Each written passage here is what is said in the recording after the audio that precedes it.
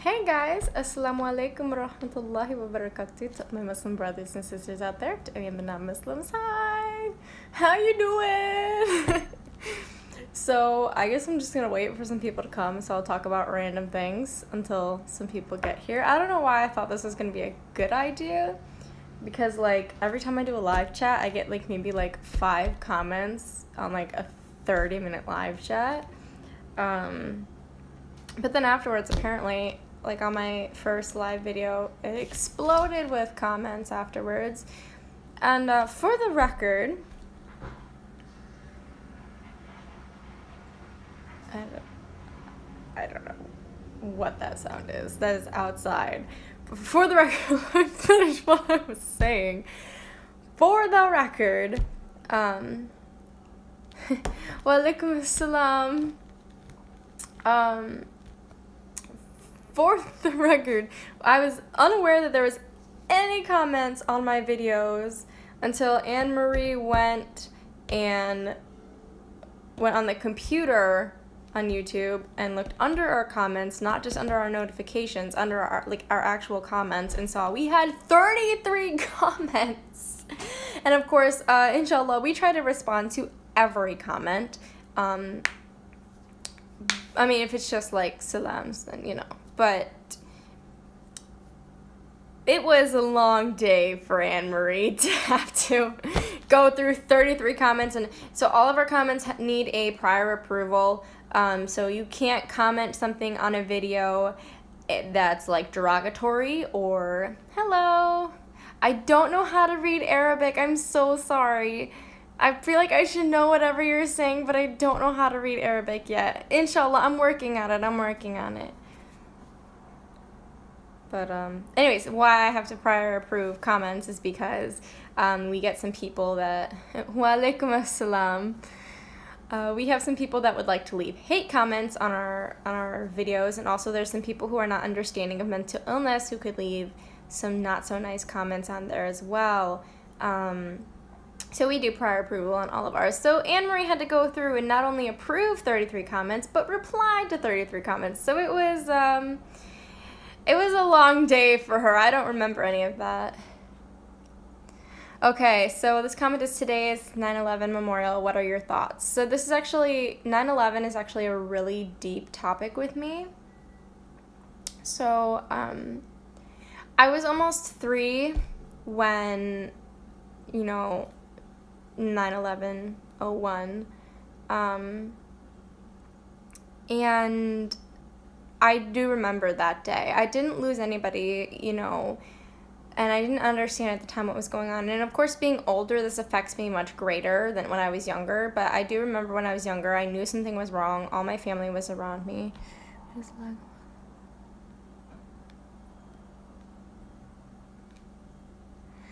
Yeah, I don't know. I've checked before on my live videos, but there's no lag on my end. Like, I haven't noticed anywhere that there was a lag, so I don't know if it has to do with the way it's streaming. I apologize about that.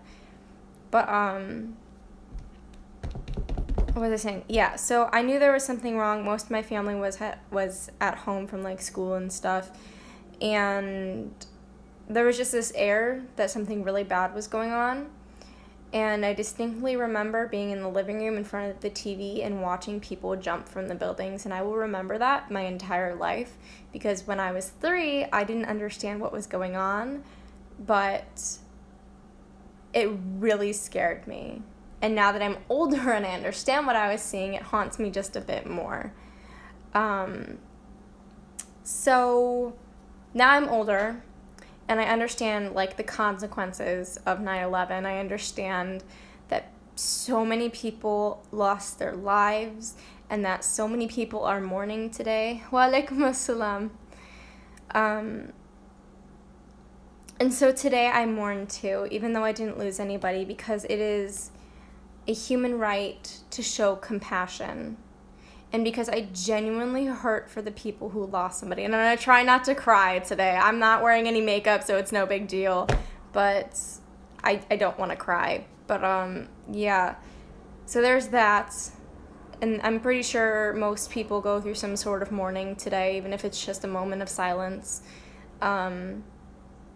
But also now that I'm Muslim, it means something else to me. I have anxiety in general. I have social anxiety, but like my anxiety gets much, much worse today and around this time, early September, because whenever something happens that, like a terrorist attack or things like that, that people associate with Muslims, there are people out there who associate that with any Muslim. Walaikum assalam. I wish I was where you are. I want to be in Mecca. I'm sorry, like this is a really deep conversation, but ADHD, I go all over the place. What was I saying? Okay, focus. Refocus. You got too excited.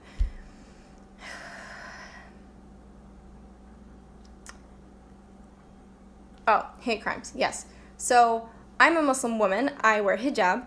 I am very noticeably Muslim, and so a lot of hate crimes get targeted at Muslim women.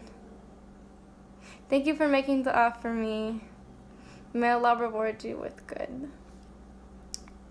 So I get anxious that a hate crime can be targeted at me, and it's, alhamdulillah, the worst that I've ever gotten out in public is like I got stalked once in Walmart, but that's like a whole nother story, and I ended up making like a whole video about it and then just like being like getting over it and being like, no, I'm fine, it's cool. I mean, getting stalked in Walmart isn't really cool, but so especially today, like, so I also have Tourette Syndrome, and it gets worse when I'm very anxious. And so today, while I was out in Taco Bell, I was ticking a lot, which made me even more nervous because I'm like, oh my gosh, like they're gonna think I'm some crazy Muslim, that I'm like mentally unstable. Okay, I am mentally unstable, but not in the sense of like that I'm gonna hurt anybody. You know, I just need to get back up on my feet from being in the hospital and all. But continuing on to basically, yes, I get worried about hate crimes because I feel like as a Muslim woman, I could be a target.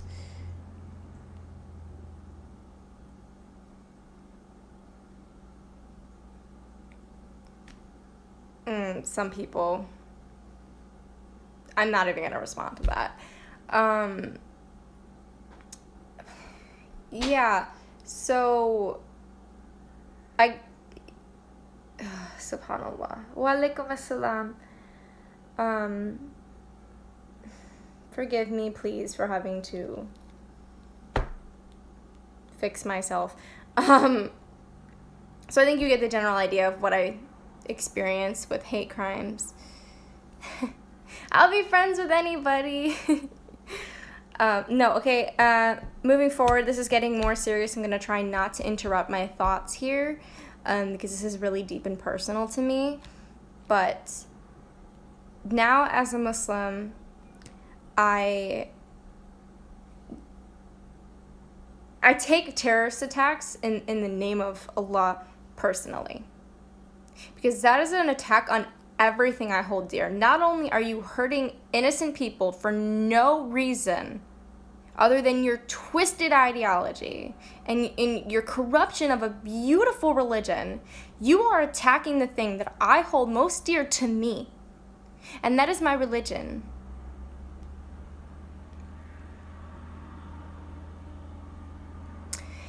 Yeah, so this person had said that the problem is that people think that, you know, Muslims are here to take over America.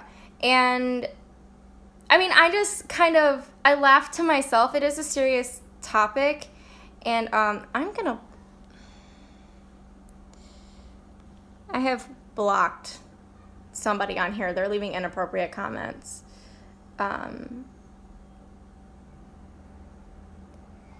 Hold that thought. I will talk about what I like to watch on Netflix in a minute. But no, I take it very personally, and I get deeply hurt when things like this happen because these people are dying for no reason, and they are attacking what I love and putting a bad name to what I love. And it's destroying the image of Islam in the media.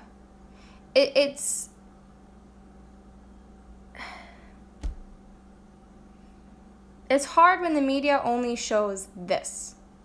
They don't show the good that we do, that we try to do. every day. It's just... I'm having problems with somebody commenting right now. I don't know if you guys can see this, but I keep blocking him and it's not doing anything. I'm sorry. But no, so I'm sure you can understand that 9/11 is a really, really sore spot for me. And actually, while I was in the hospital, it was on there was a story on TV, and I actually started crying because it hurt me so bad. You know, it's really hard. It's hard. And while I was in the hospital, staff was not very understanding of why it affected me so much, and I hope that you guys can understand or at least see where I'm coming from. I know as Muslims, I'm sure a lot of you can, but this is a hard time for everybody, I think, in our country, at least everybody with a heart who cares about what happened. Yeah, so thank you. I figured you guys could see what he was saying.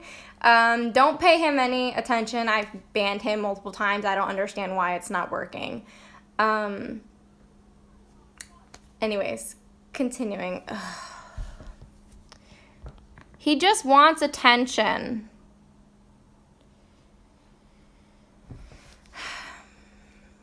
You guys just don't even respond to him. He just wants me to get angry. He wants attention. So pretend he's not even there.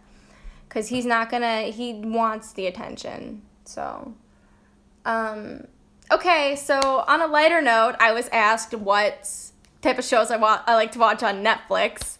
And I adore A Series of Unfortunate Events. And I love it so, so much because I grew up reading the book. Sorry, that was my fridge. It makes weird noises. I grew up reading the books. So, like, to see it, like, the movie was good. I liked the movie. But obviously there was a lot left out from the movie that I didn't realize until I grew up and, like, remembered. And I was like, what? But, like, no, the series is, like, in my heart. Killer. Like, yes. Oh, my gosh. Let's think what else I like to watch on Netflix. I've been trying to watch Lost, but I've been finding that there's a lot of haram in it, and I don't like it. I did block him. I did. I blocked him at least 10 times. Or, well, probably not 10, like 7 times, and it's just, for some reason, it's not working. Anyways, so yeah, and that didn't sound like my fridge. It sounded like my window. Whatever, mashallah, I'm not worried about it. Yeah, anyways, so, like, I grew up watching Lost with my family, but there's a lot of, like, adult in it, and I don't really like watching that, so I think I've stopped watching Lost, but, like, there's...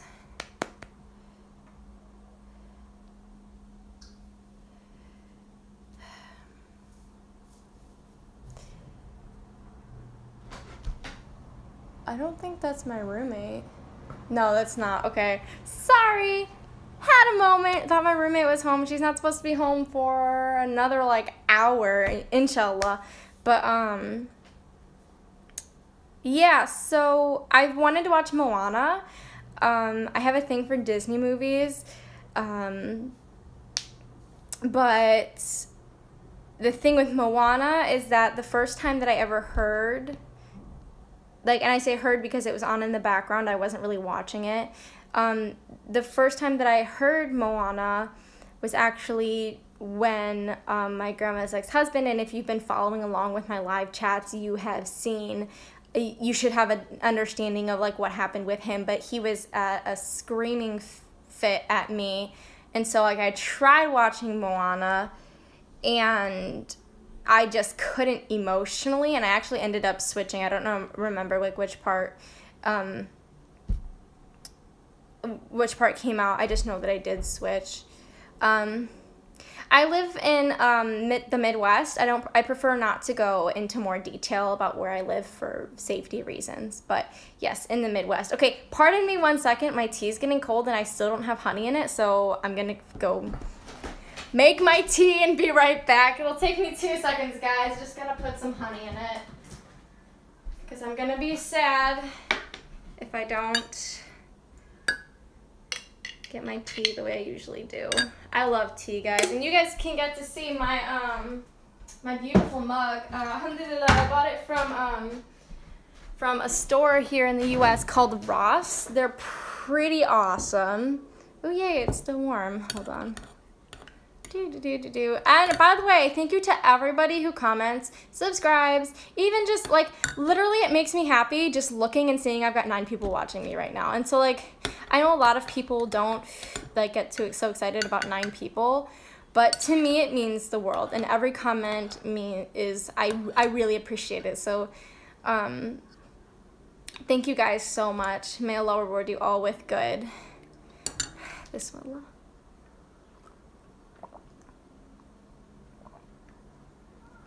Alhamdulillah. So see here?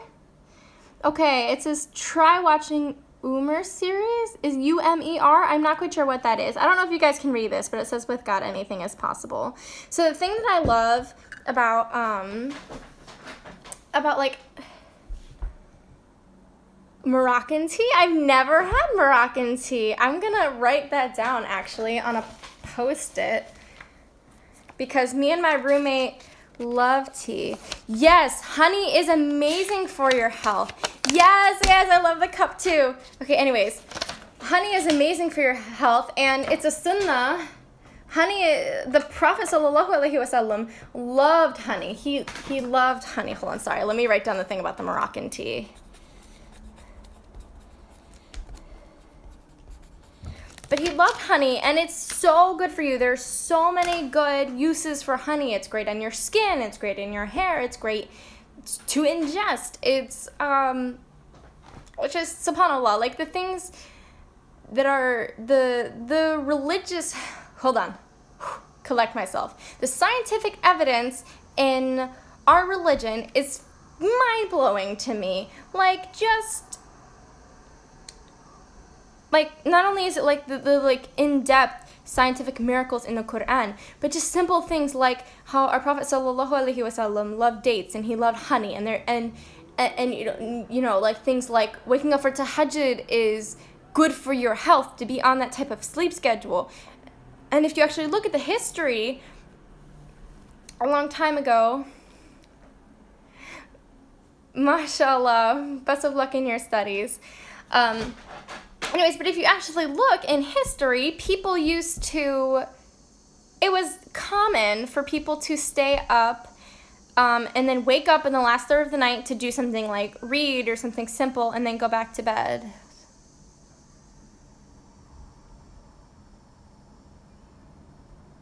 Okay, so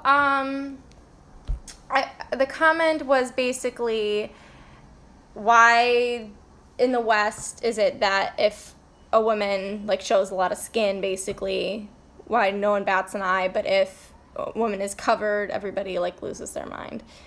This is not exactly what the commenter said. I just can't remember exactly what they said. I got the gist of it though.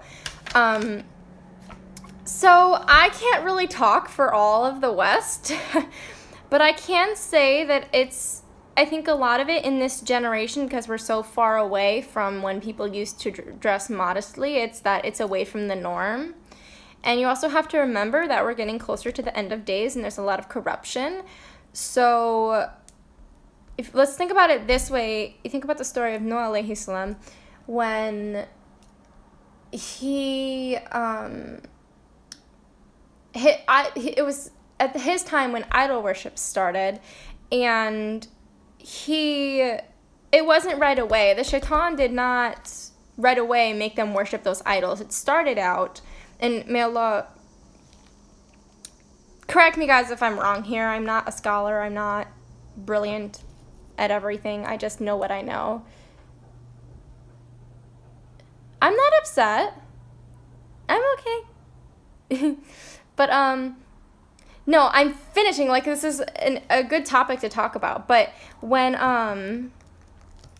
it started out as these were great people that they admired who passed away, and so the shaitan whispered to them, you should make statues of them to remember them by. And throughout generations, this concept was lost and corrupted by the shaitan into you need to worship these idols. So it took time. Yeah, exactly. It's happening in steps. So now we've reached the point, sorry, I just want to make sure it's not my roommate. We've reached the point that here in the West, it is normal for women to be uncovered. And, you know, like, so it's a very foreign idea that a woman dressed modestly is... Oh, thank you. I'd love to learn Arabic. I'm trying hard on my own, but if you, like, inbox me or email me, I just got asked about the Trump presidency. I'll get into that in a minute. But no, so I think that as a Muslim American, I converted to Islam, alhamdulillah, almost 2 years ago in January. And I've been an American my whole life. As a Muslim American, I believe that every woman has the right to wear what she wants. I believe that in Islam we have an obligation to dress modestly, but I do believe that that is interpreted differently throughout the spectrum of Islam. And I do think Islam is a spectrum. There's things that are distinctly right and wrong, but nowadays there is a really extreme side, and not even just talking about like ISIS where they corrupt the religion, but there's a very extreme side, and there's like, here's the extreme side, and here is not taking Islam seriously at all. So it's a spectrum, and I think that on that spectrum there is different interpretations. So I believe that, I mean, there's limits to what I believe. I don't think a woman should be able to like walk around without her shirt on or things like that. But I think that it's a woman's choice to fulfill that obligation if she chooses to. Yeah, I agree with you about as Christians did with Jesus. I have a really hard time learning, guys. So when it comes to like English and things like that, as in like literature is what I mean, and like reading and things like that, I'm very, very adept to it. But when it comes to things like learning a new language or any type of math, subhanallah, I'm not even going to go into math right now because it's going to stress me out. But my brain works differently, so I have to learn differently. But inshallah, I'll get there. Oh, mashallah. I wish I could speak different languages. I think it's really cool. Language is beautiful, but languages are beautiful. There we go. But okay, I got asked about Trump's presidency, so let me just put it this way. I watch a lot of, like, sitcoms about Trump because I need to laugh about it, and it makes me feel better to just say Trump is a joke. We have some serious crises going on in America right now, and he's basically saying, oh, it's not good. It's not good. You are the president of the United States of America, and you need to start acting like it. You are not a toddler on Twitter anymore. You have responsibilities, and you need to start acting like the president. So he frustrates me a lot. Every time he opens his mouth, it just shows his incompetence. And yeah, it just, I don't think he deserves such an honorable and prestigious role as the president of the United States of America. I love my country. I love the freedoms that I have. I'm not as fond of our origins and our history, but we can't change that now. We can only move forward. So it saddens me deeply to know that at least for the next 4 years, this is the route that we're going down. And alhamdulillah, I think there's a lot of activism in my country. And I think that there are a lot of people fighting for the rights of our people. And I just think it's a shame to me that, that someone has become president who doesn't care about the people. I believe wholeheartedly that Trump doesn't care about us. he cares about him and what affects him. I have been saying from the beginning that I believe that he likes the power that this presidency gives him. Bismillah. Alhamdulillah. So I think that, hold on, I can't read that.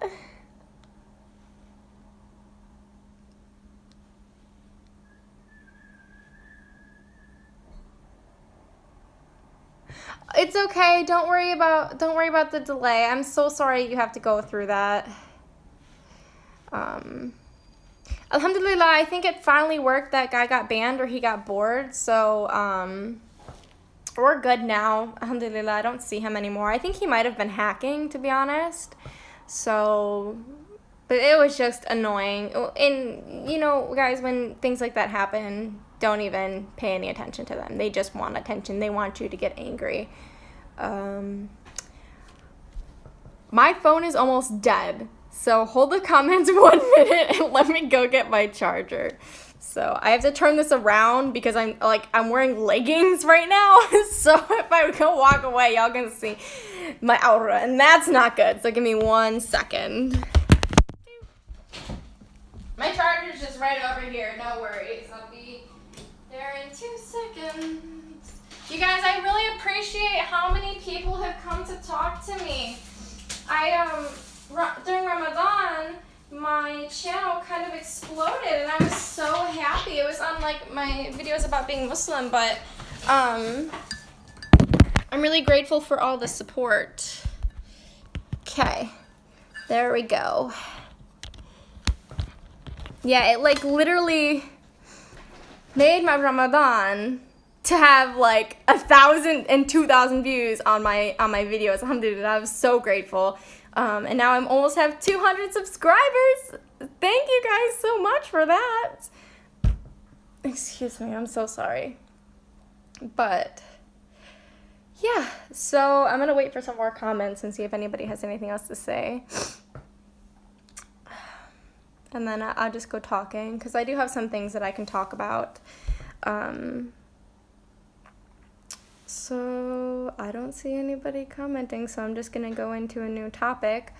As far as living here goes, mashallah, thank you. Everybody says that I go through a lot, and like my roommate, oh, you know who's the best inspiration? Our Prophet, sallallahu alaihi wasallam. He's the greatest. Okay, anyways. As far as living here goes, we're adjusting very well. And I was saying before about people saying I'm strong. I stopped trying. You can make corny jokes all you want. I love corny jokes. I love dad jokes. I love jokes. Jokes is fun. As long as they're not inappropriate. Keep it halal. But, no, but my roommate, she always tells me because, you know, she's still learning how to help me with some of my problems, and she's still learning what all my problems, like, what it's like to live with me. And she says, you know, tells me I'm a strong person, that I go through so much, and I'm always happy. And I oftentimes don't realize the strength that I have, and that was a trend back when my mental illness was, I can't say much more severe because it's getting bad again, but when I was more depressed, when my mental illness more consisted of my depression as part of my schizoaffective disorder. So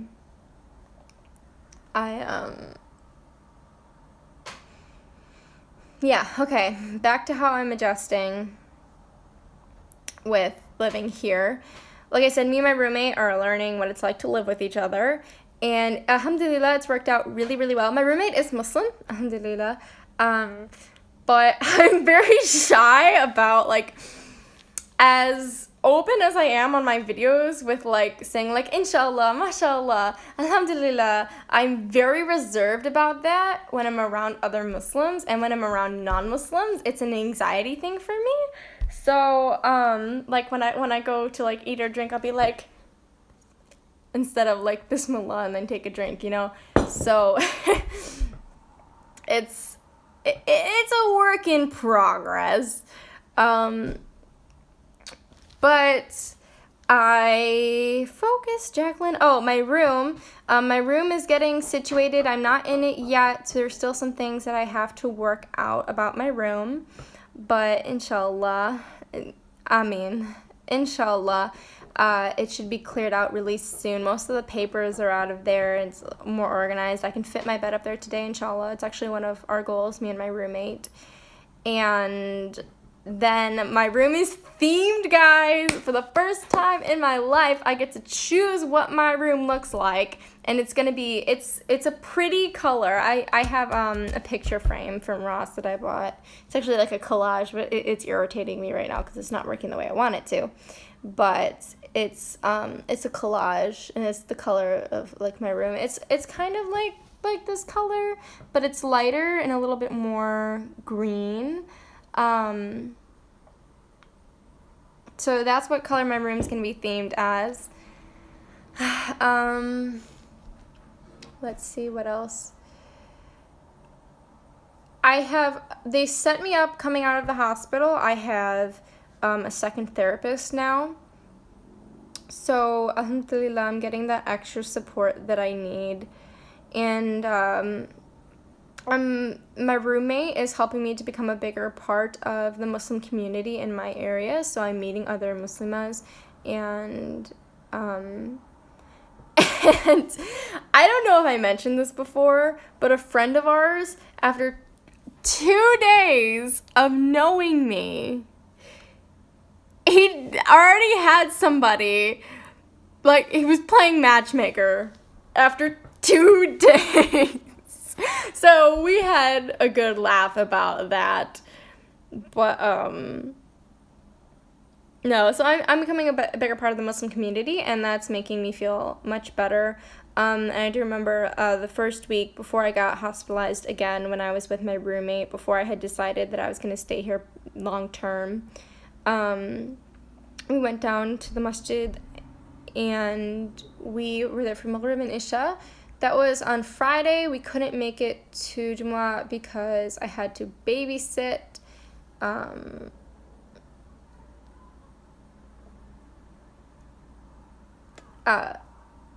So I couldn't make it to Jumu'ah, which we tried, but we couldn't make it. So we went for Maghrib and Isha instead. And in between Maghrib and Isha, we talked to some other sisters, some friends, and they really helped me build my confidence and make me feel like I deserve better than what I was getting. And for those of you who don't know, I'm just going to do like a quick relapse. After I converted, my grandma's ex-husband who lived with us, I lived with my grandmother, he started gradually showing like aggression towards me. And it escalated to the point where I think about a month ago or like 2 weeks ago, something like that, he raised his hand to hit me, and I left, and I have not been living back there since. So I in between there, I got hospitalized again, and during my last hospitalization, I decided that I was going to stay with my roommate. So we're in the process of moving my stuff over here, figuring out what's going to stay there, what's going to stay here. My grandma is completely okay with me going there some of the time and staying here some of the time, depending on what comfortable I am. Oh, okay, I got asked how my kid is. Mashallah, he's doing fantastic. I got to see him yesterday, alhamdulillah.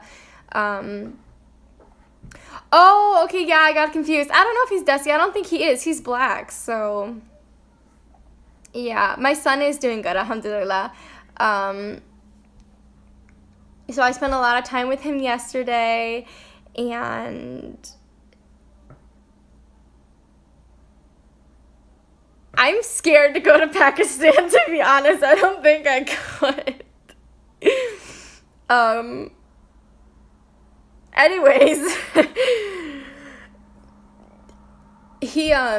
I had to bribe him to come to the basement with me because my area at my grandmother's house is in the basement. So I bribed him with my phone. I go, Elijah, you want to take selfies? He came down with me. I would love to go to Mecca. So I can't. The thing with me traveling is that, first off, I can never travel alone. because I have severe anxiety, and with my mental health issues, I can't be alone. I can be alone for like short periods of time, like in the store or at my therapy, but I can't be alone in a country that I don't know. I will have a breakdown and I will not function. And so in order for me to travel somewhere, I have to have someone I know and trust going with me.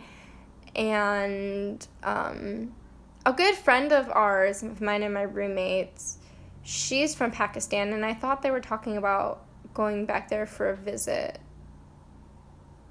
No, I'm thinking of something else. Yeah, no. Anyways, if I were to go with a close friend, then maybe I would be able to. But inshallah, I want to go for Hajj someday, so I'll end up getting out of this country somehow. I mean, I long for the day when I will be like, everything is okay. And I know that with my mental illness, I'm going to have, and even just in this dunya in general, we're going to have ups and downs. It's the way this dunya is made to test us.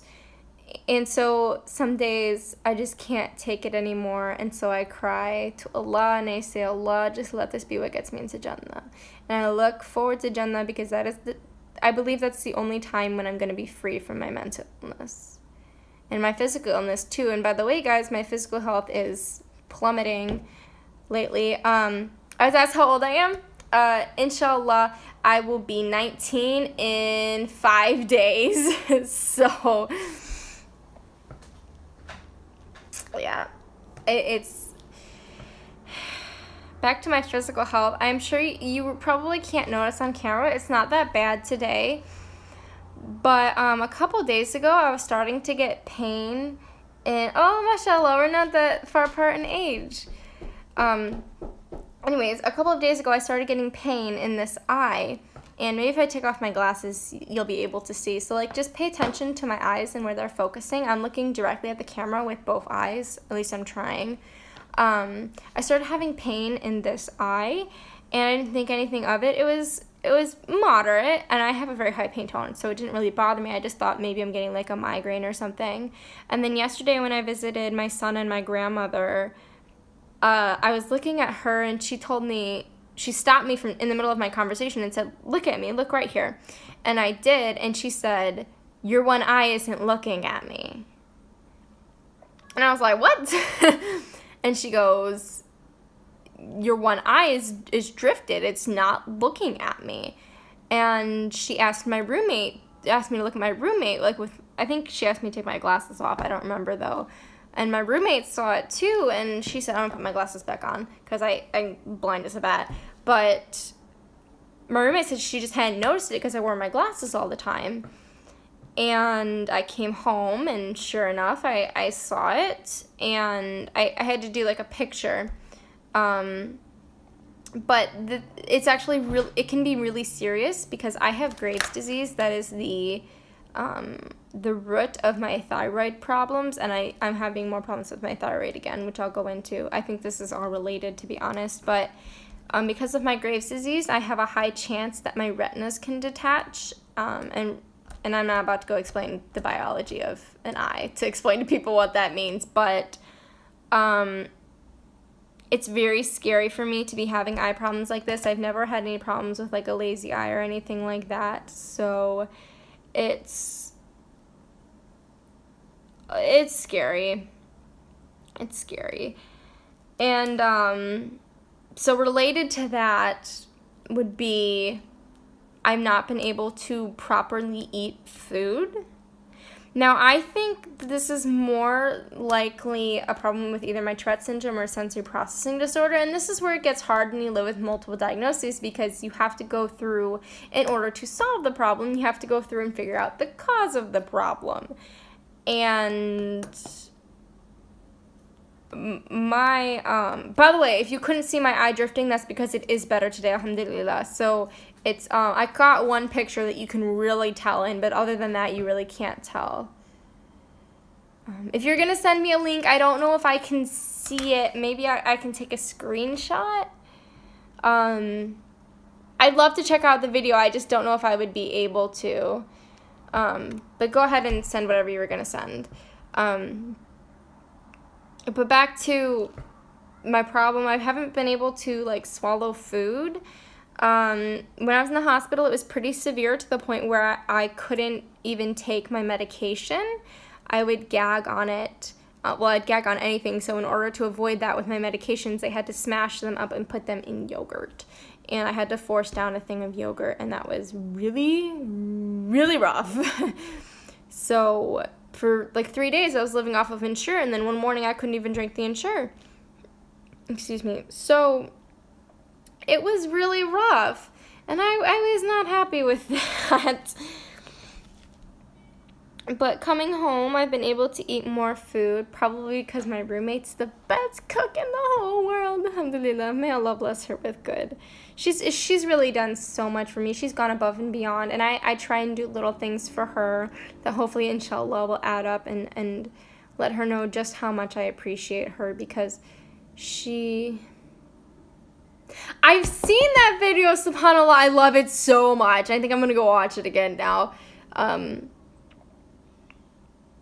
But no, my roommate is amazing.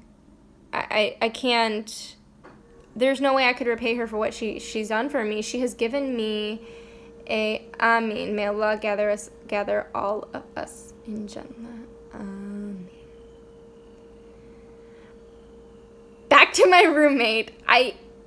She gave me a place to go when I was devastated and felt like I had no home anymore. And there was a point, she's, oh my gosh, may Allah bless her. She's fantastic. She's so loving and kind. And there is a big age difference. So she is in her 50s and I'm almost 19. So our relationship is more of a, like, I don't know how to explain it, more like a family type relationship. It's, a lot of our littles look up to her as more of a maternal figure. And Jupiter is extremely attached to her. But, like, there was one day when I had finished praying, I think Asr? Yeah, it was Asr. And I was crying a little bit while I was praying, and I came downstairs and I told her, and I was like, I was crying while I was praying today. And she goes, why? And I look at her and I go, because for the first time in my life, I feel like I have a home. And I mean that with all of my heart. I've never lived somewhere where I felt safe and so loved and yes, Jupiter is the cutest. Let me just break my serious moment. But no, I can never repay my roommate for everything that she's done for me. She's given me something that I've never had before. She gave me a home. And I could never thank her enough.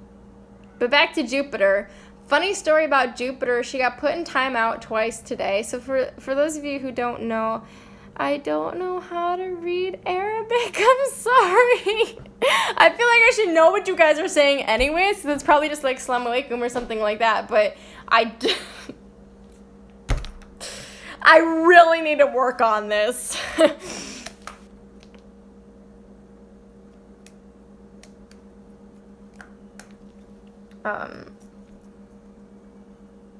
Oh, it is salam. Wa alaikum assalam then.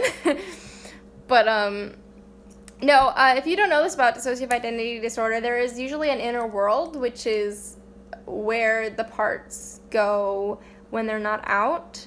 And I, a lot of times, can hear what's going on in the inner world as background noise. And this morning, I heard Jupiter screaming bloody murder. Well, no, that's not what happened first. What happened first, now I remember. What happened first was that I was walking, okay, rewind. When I first came here, I didn't bring anything for the littles to do because I didn't think about it. I was in crisis and I just left. And so I just got stuck to the table. I think that's ice cream. I should clean that up. So I didn't bring anything for the littles. But yesterday, when I went back to my grandma's house, I did bring some stuff. I brought them a box of stuff. And I'm walking up the stairs to go to the bathroom, and Jupiter goes, "I'm mad at you." And I go, "Okay, why are you mad at me?" She's like, "Because you didn't bring me anything to do." And I was like, "I brought you a whole box of toys." And then she was like, "Yeah, but I don't want any of those. I'm bored." And then she's like, "I want new toys." And I said, "Well, you're going to have to get over it because we're not getting new toys right now. That's not a priority on things that I need to buy." And she got so mad. Then later on, I hear her screaming bloody murder. And then I hear May in the background. And basically, Jupiter threw a huge tantrum and had to get put in timeout. And then she must have, like, calmed down or whatever. Like, I don't ever hear the whole story, guys, so I don't hear everything that's going on with every part 24/7. But then Jupiter wanted to come out while I was in therapy because I had a therapy session earlier. And we were like, "Okay, no, Jupiter, you can't come out right now." I don't understand what you mean, One Nation. Can you rephrase that?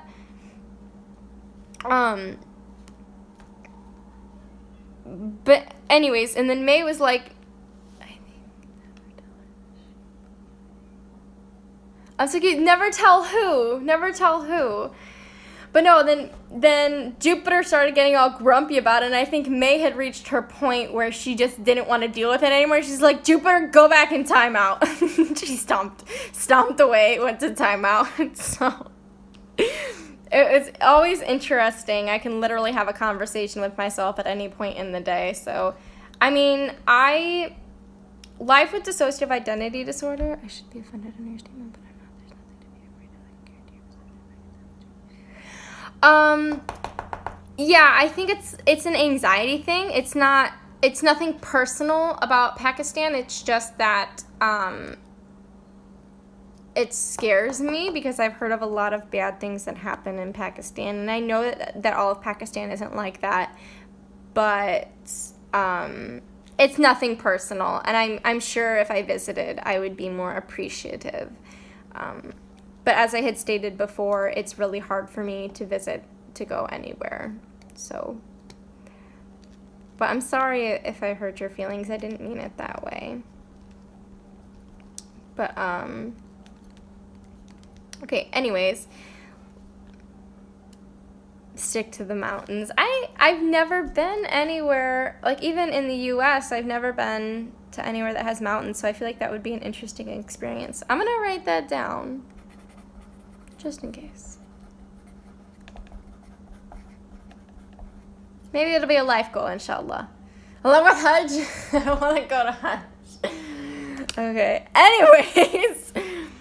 Back to what I was saying about living with dissociative identity disorder. It's always interesting. So yes, and I was talking about this with my roommate the other day. I've never viewed DID as a mental illness. It's just been something that I've always had, even when I didn't know that I had it.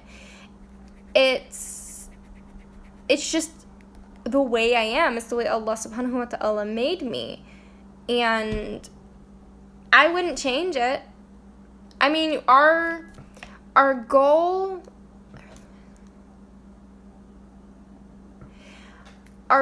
is integration.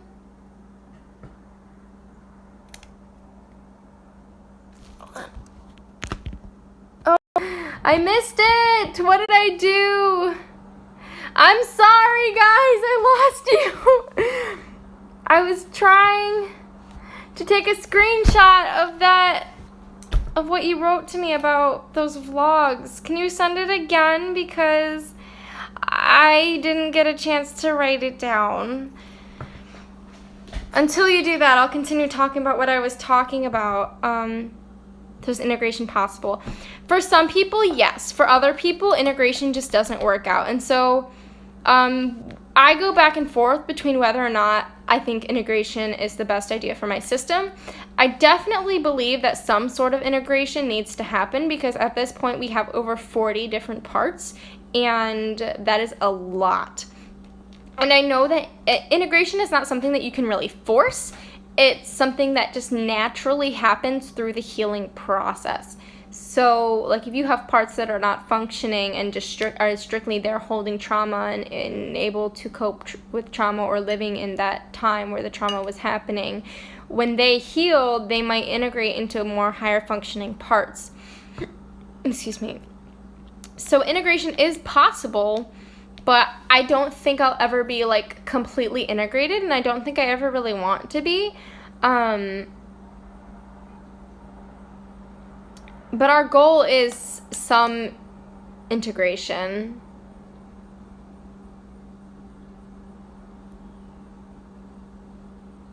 Okay, I don't know what kind of integration you're talking about. When I talk about integration, I mean, like dissociative identity disorder, integrating parts of the different personality parts into one personality.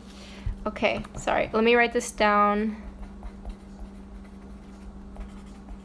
Sorry. Thank you so much for putting that back on here. I tried to take a screenshot, but it didn't work.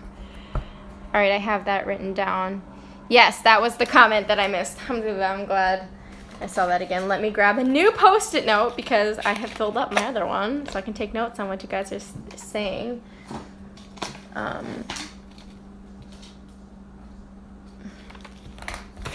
Thank you. I feel so loved. So many people talking to me. No, she was saying that I missed the comment where he said the vlogs he wanted me to see to yeah. But I don't know if you're talking about the same integration that I was talking about, the one who talked about I don't know if you mean in South America or South of America, but yeah, I don't know if we're talking about the same integration. If we are, just elaborate and I'll try and respond. But I feel like even if we did reach some form of integration, I don't think it would stick because I really don't know how to cope as one person, and I don't think I'd ever be able to. It would be very lonely for me to be alone in my mind. And I mean, I've always, since I've known about my DID and since I've reached a point of cooperation where I have good communication with my parts, and I think that, you know, not being able to just talk to somebody whenever I wanted to talk, or, you know, like, we have good times with the bad. So it's the good times I would miss. And yes, the bad times are hard, but I'm at a point where this is just my life. And I don't need to be completely integrated. I just need to function. And I'm okay with that. And with a lot of my parts, I have reached a certain level of co-consciousness. Not all the time and not currently. So currently, let me go into this a little bit. Currently, my PTSD has skyrocketed. It has become much, much worse, and that is actually a good thing. It's the result of something good. I've been talking about my trauma more. Alhamdulillah, I've been able to. And this has brought out more intense symptoms of my PTSD. But it means that I'm making progress. So it's one of those things where it gets worse before it gets better. And it's rough. It's really rough. 2 nights ago, I had the worst flashback that I've ever had. It was so bad that coming down the stairs... Oh, thank you! I love my ring, too! I'll talk about that in a second. Yeah, coming down the stairs, trying to get my anxiety medication, which was in my purse on the kitchen table, I was shaking so intensely that the railing was shaking and making metallic clanking noises, and I had to let go because my roommate was sleeping. But it was bad. So, but this is what I'm in therapy for, so It's okay, don't be sorry. It's just the way things are right now. It's the way Allah wills. And, I just do a lot more praying, a lot more dua. And I just put it in the hands of Allah because I know that this is His plan to begin with. So, He knows why I need to struggle, and He knows how this will affect me later on in life, and I know that inshallah it will make me a better person for it, because Allah would not put me through something that would make me a worse person. There's always good in everything.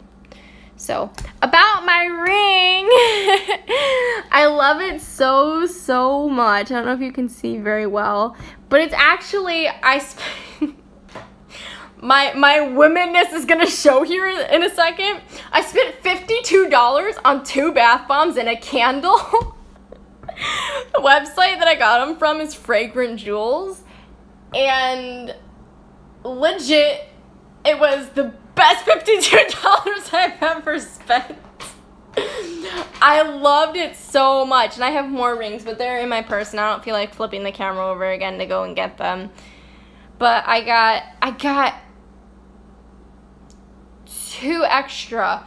So the reason I even spent money on them was because I got a free scratcher on Facebook, and I got a free ring. Oh, thank you for keeping me in your desk. But anyways, about the I got a free scratcher. So in my box, I got a free ring, and I also got an extra ring. And I was like, okay, so maybe one of these doesn't have a ring in it. But both bath bombs had a ring in it. And so I thought that the extra ring was maybe from the candle. Maybe they just didn't put it in the candle. And I can show you the candle. I can't show you the bath bombs because I already used them. Feel around for the candle. Here it is. Oh, I just smushed the wick. This is the candle. And it smells good. It smells like roses. And I'm actually going to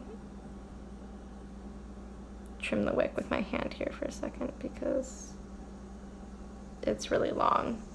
Yeah, it is nice. I love it so much.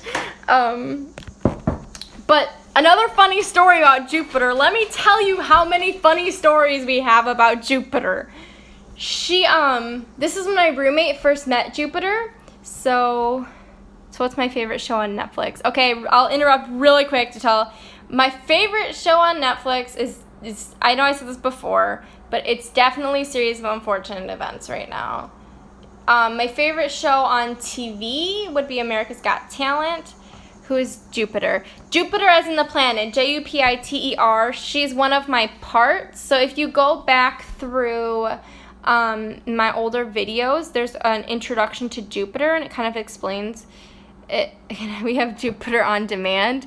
If you mean like, can she come out on camera? I don't think she will, and we're not really letting her today since she's been a pain in the butt because we don't know how well she will behave.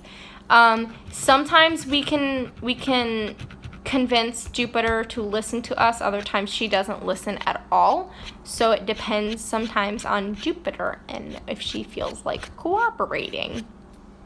But she's aware there are consequences to her actions. But anyways, if you scroll down, there's you'll see like Meet Jupiter or Jupiter's introduction or something like that, and that'll explain who Jupiter is. But just briefly, I have dissociative identity disorder, which was formerly known as multiple personality disorder.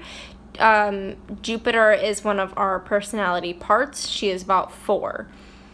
So Jupiter, the candle was going, and my roommate had not yet really grasped the idea. Like, she knew Jupiter functions as a 4-year-old, but she didn't stop to think that leaving Jupiter alone with a burning candle wasn't a smart idea, because Jupiter is 4, and she functions like a 4-year-old.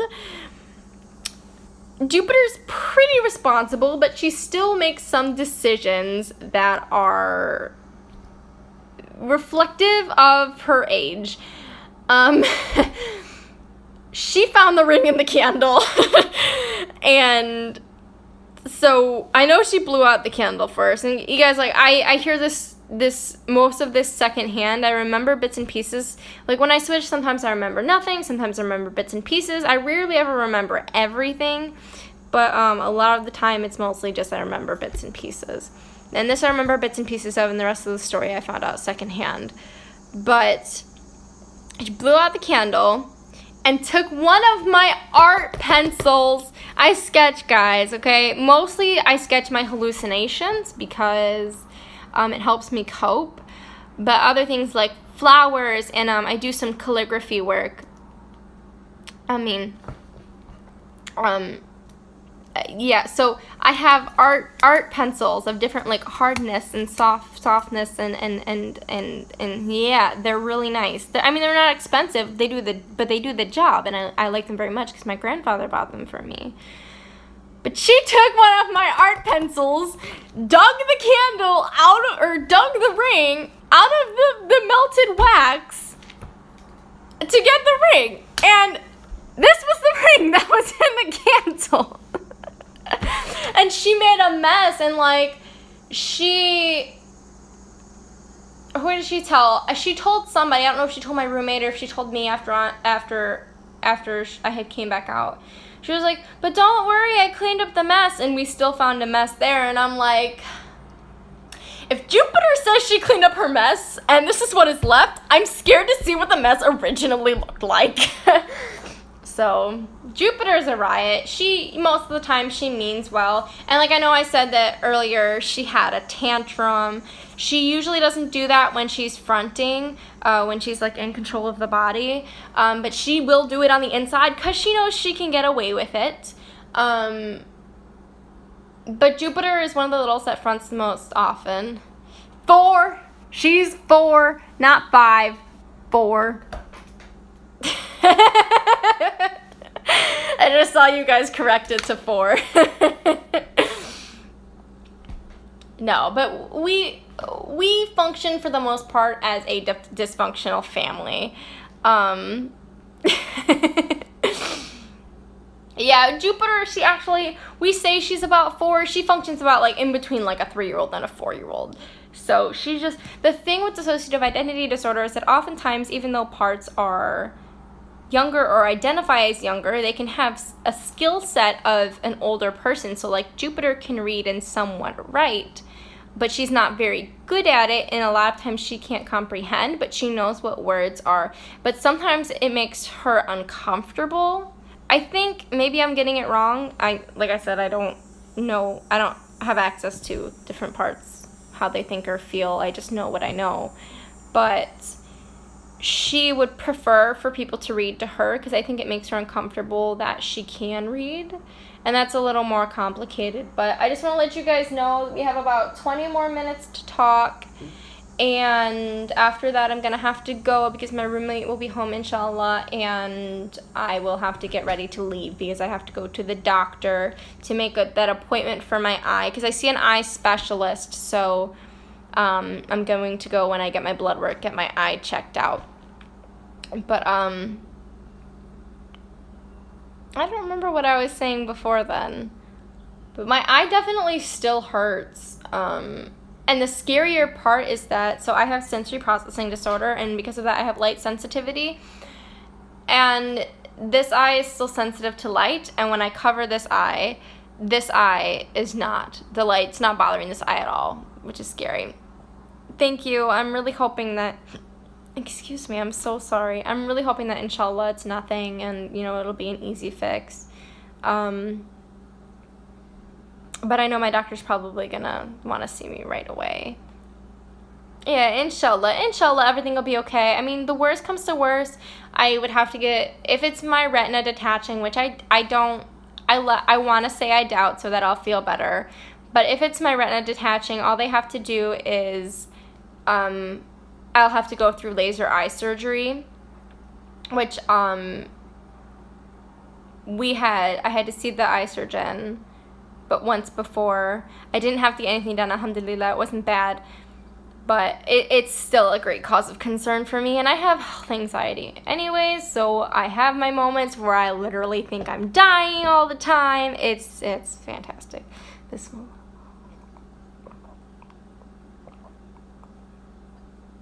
Alhamdulillah. See, like, telling me not to worry, I can't not worry because of my health anxiety. So I just cope with my worry. It's not like a worry to where it's like the type of worry that's like, oh, just put it in Allah's hands, it's gonna be okay. It gets obsessive. So obviously how I cope is, yes, put it in Allah's hands, but it's not, for me, because my brain works differently, I can't just do that and be done with it. Because I have health anxiety is like, it's harder for me now because I have actual evidence that something is wrong. When I have no evidence and I just think there's something wrong with me, then I can like process and not worry as much and just push it away. But when I have actual evidence, like my drifting eye, it's harder. So don't worry but a little. Mashallah. I love talking with you guys. Hopefully, inshallah, I can get back to edited videos because it drives me insane rewatching my live videos because I hate the way I talk so much. Yeah. What you said, tie your camel and leave it to Allah. Yeah, I know that hadith. I feel like everybody does, but yeah. So my process for this is go with the doctor and just kind of try and cope with my anxiety until I see the doctor. So yeah. I'm so tired, guys. I wanted to take a nap today, but I didn't get around to it. Like last night. Can't tell you a joke. Yes, tell me a joke. I love jokes. I'll be waiting. Bismillah. Alhamdulillah. Tell me the joke.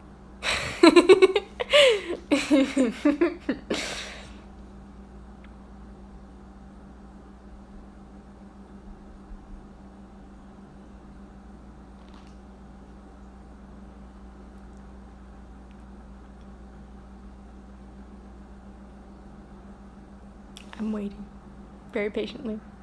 Okay, not very patiently. I'm not very sabr. I must have sabr to get through this.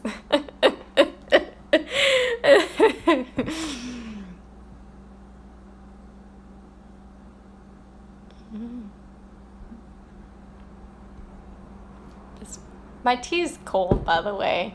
This live video has been going on for 67 minutes. So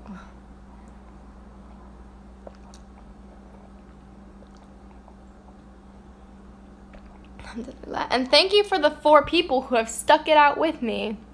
What did you say when you see a light? I don't know. I don't know what.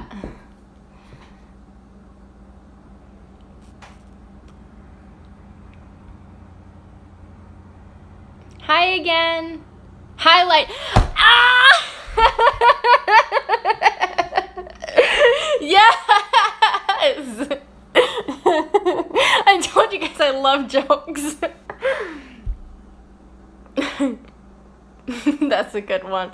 I have one from my little brother. He's 10. He told me this, I think, when he was 7, and it's my favorite joke that my little brother's ever told me. How do you know when a moth farts? Any guesses? It flies straight for a second. It's because it came from my brother. That's why it's my favorite one. My brother, mashallah, he's fantastic. It's fantastic. Make dua for my family. Make dua for my family, please. I'm the only convert in my family, and it is a cute joke, but more seriously, I really hope that more of my family will convert. On my step-grandma's side of the family, my grandma that I was living with, I feel like it's pretty much hopeless, which I shouldn't, because I don't remember which companion it was. I watched a couple videos about it, but I don't remember who it was. There's a companion who was on his way to kill the Prophet sallallahu alaihi wasallam, and then converted. So, I mean, I shouldn't really feel like it's hopeless, but I feel like it's not very realistic to think that they would convert. But, like, my little brother, he's asked me about Islam before, and I try and teach him.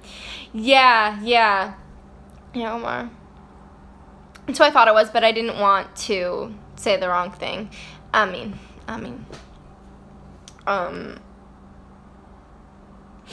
But yeah, so I wish Islam for my brother. And for my mom, and my stepdad, and my dad, and my grandpa. Never ever. And what this series is about. I missed something. Oh.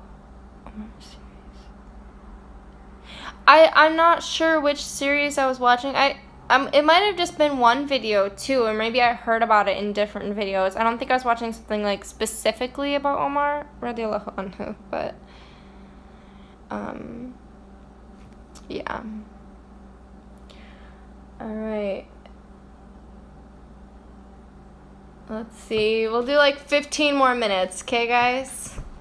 At 4 o'clock, I'll start getting ready to leave.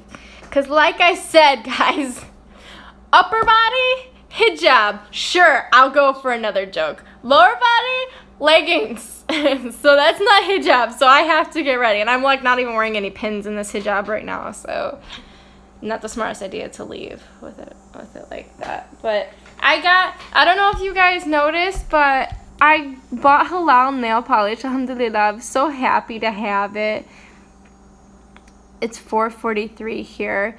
AM or PM? Anyways, about the halal nail polish, I have it on my toes too. Oops. Hold up. Hair sticking out. Am I good? I'm good. PM, yeah, you're about an hour past me. Why movie stars are so cool? Why? I'm excited. I love jokes. 11:44 p.m. That's pretty late. You should go to bed. I'm pretty sure that's a way past Isha. They carry ice in their pockets. Because they have lots of fan. Ah! That's great. Yeah, don't worry. Inshallah, I'm definitely going to do videos like this again where we just sit and chat. I love it so much, you guys. I love it so much. I wish more non-Muslims would come and watch my videos. Like, alhamdulillah, I haven't really had any on my live chats so far. But on, like, my regular videos, like, I've had some people comment. I guess not the live chat. I haven't had, like, seen, like, the live, any non-Muslims in the live chat. But on, like, comments I have. Alhamdulillah for everyone who's commented. And, like, the greatest thing that I get from this channel is knowing that I have impacted somebody's life. Inshallah, I hope my future is bright. I hope so. Let me tell you a story about when I was in the hospital. Well, you have reason to say.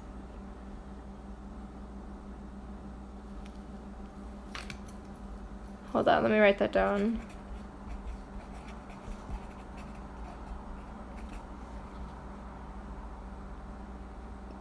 Everybody has their flaws. I know I look like a good Muslim, but that's just because Allah subhanahu wa ta'ala hides my sins. Who teaches me Islam? So, I learned a lot of what I learned off the internet, to be honest. And the rule that I use with that is that if it feels wrong, Allah gave us an intuition. And when I say wrong, I mean like that feeling when it feels wrong, like in your heart. So it's Allah gave us a moral compass and we need to listen to it when we have nothing else. So if it feels wrong, I do more research and trying to stay away from the thing that doesn't feel right. But like, alhamdulillah, now I I'm a bigger part of the Muslim community in my area. And so me and my roommate have been planning to go to the halaqah. There's a couple that we can go to, inshallah, but we just haven't gotten around to it because things are very busy for us right now, especially with me like settling back home from being in the hospital and recuperating and getting my mental illness under control. But let me tell you one of the greatest stories. Before I do that, I wanted to say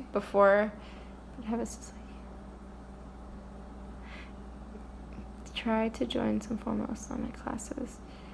Yeah, I'm starting with the halaqah. Nice to meet you too, sis.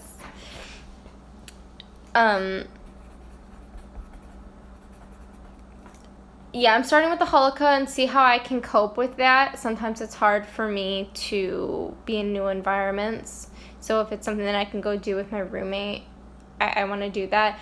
My dream in life is to study psychology and specialize in dissociative disorders, but to also have my own private practice where I integrate Islamic healing and modern day psychiatric medicine.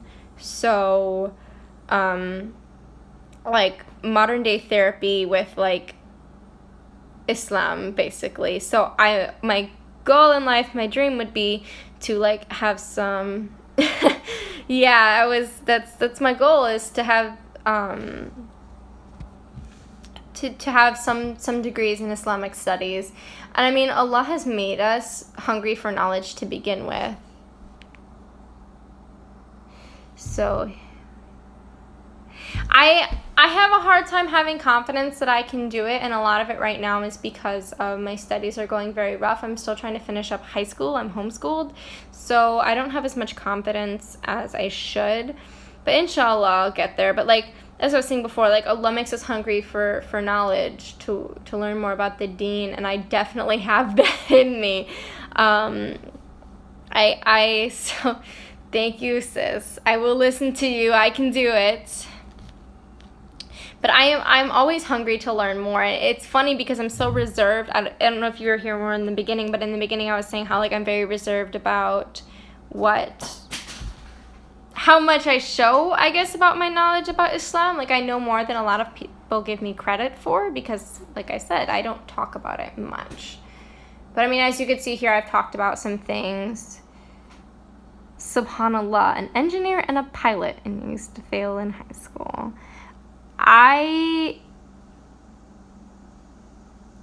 Oh, thank you. I try. I would try to be more confident. My roommate's trying to help me with that. But there's one course that I'm really struggling with, and that's algebra. And I'm working on freshman algebra, and I'm 19, and that's very stressful for me, and it makes me not have much confidence.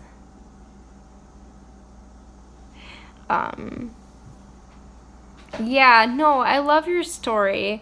I think it's inspirational. It's inspirational for me because, like, the road that I want to go down, I'm never going to need algebra, but I have to just pass.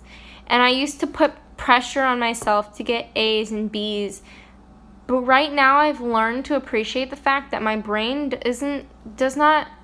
I don't need to know algebra, and my brain doesn't understand, and that's okay. As long as I can pass and move on with my life, I'll be happy, inshallah. Algebra is fun. Dude, algebra makes me feel like an awful human being.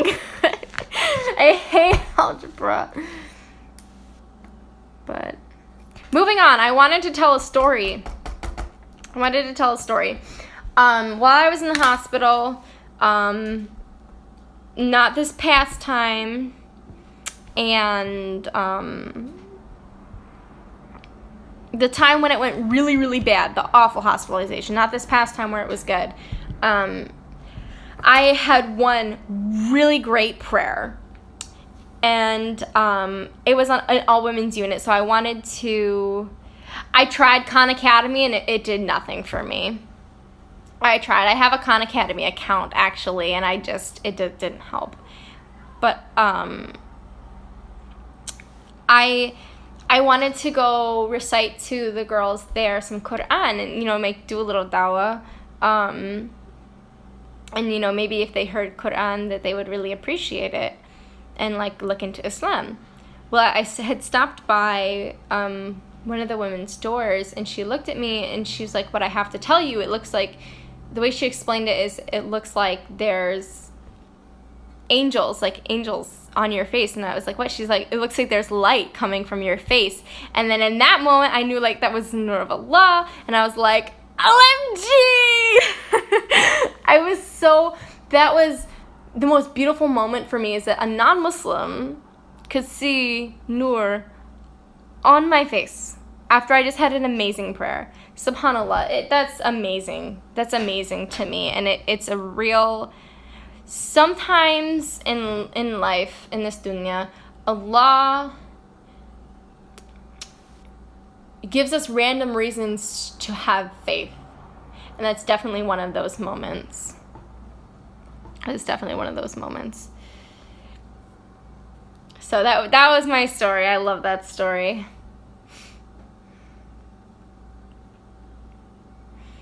I miss my son.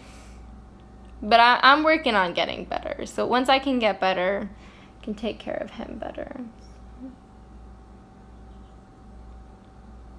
My eye's starting to bother me, so I don't know if I'm going to stay on here much longer. Yeah, my vision's all weird. But thank you guys for talking with me for so long. I love you all so much. MashaAllah. May Allah reward you all with the greatest, because you're all really great people. And it honestly makes me so happy that I can talk to you guys.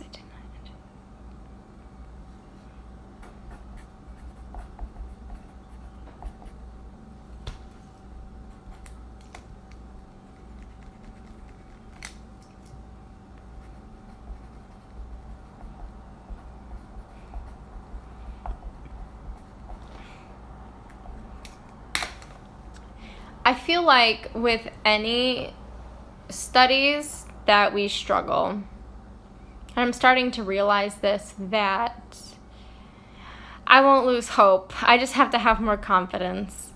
But I feel like there's always a struggle story before the success. And I know that, I've had a lot of struggles in my life, and academic struggles right now is one of them. And I know that inshallah I'll get past it eventually.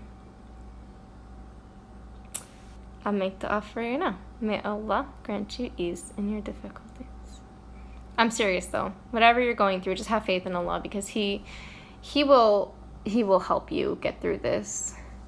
He is the thing that I don't like sometimes about our community is that a lot of Muslims, like to discredit mental illness, or say oh, if you're depressed, you just need to make dua, you just need to put faith in Allah. Well, that's not how it really works. Yes, for some people, depression is environmental, and faith is always detrimental to helping us heal. But my iman is the strongest when I am at my worst. And that's being severely depressed. That's hallucinations, complete psychotic madness. I mean literal psychosis, not psychotic as in the slang. Severe medical problems, whatever it is. When I'm at my lowest, I have the highest iman. So I firmly believe that mental illness is not caused by weak iman. Mental illness is not caused by weak iman. And while having a firm iman will help us through everything, and Allah can heal anybody in the blink of an eye, we still need to seek out treatment, and that, may be in the form of medications, that may be in the form of therapy, usually in the form of both. MashaAllah, yeah. This person said I was far from religion until I got attacked by severe depression and anxiety. I mean, mental illness can make or break you when it comes to